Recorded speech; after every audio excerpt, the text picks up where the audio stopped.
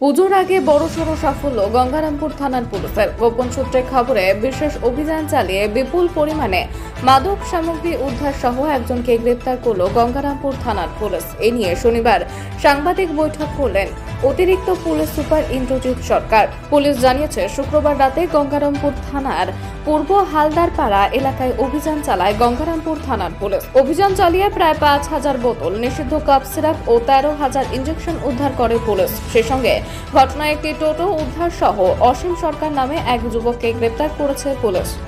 শনিবার ১৪ দিনের পুলিশি হেফাজতে চেয়ে ধৃতকে গঙ্গারামপুর মহকুমা আদালতে পেশ করে পুরো বিষয়টি খতিয়ে দেখছে পুলিশ।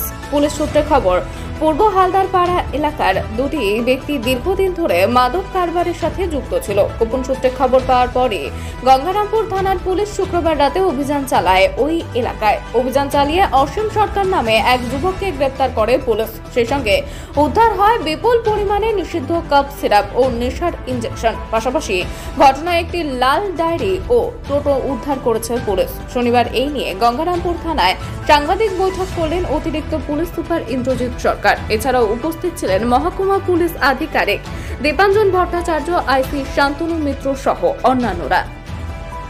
আপনারা জানেন, পূজার মুখে আমরা পূজা রেডগুলো সমস্ত থানায় চলছে। সেই রেডের দরুন আমরা কালকে একটা ইনফরমেশন পাই যে গঙ্গারামপুরের হালদারপাড়াতে দুজন ব্যক্তি, তাদের নাম জয়দেব সরকার এবং অসীম সরকার, তারা অবৈধ মাদক কারবারে যুক্ত আছে এবং প্রচুর মাদক তারা নিজেদের বাড়িতে মজুত করেছে।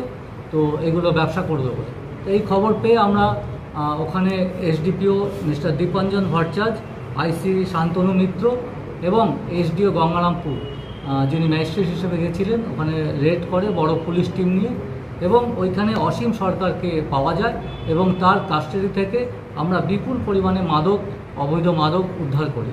সেই উদ্ধার হওয়া বস্তুর মধ্যে আছে ৪,৯৫০ বোতল ফেন্সিল কফ সিরাপ, ১৩,৫৫০ পিস আছে অবৈধ মাদক ইঞ্জেকশন।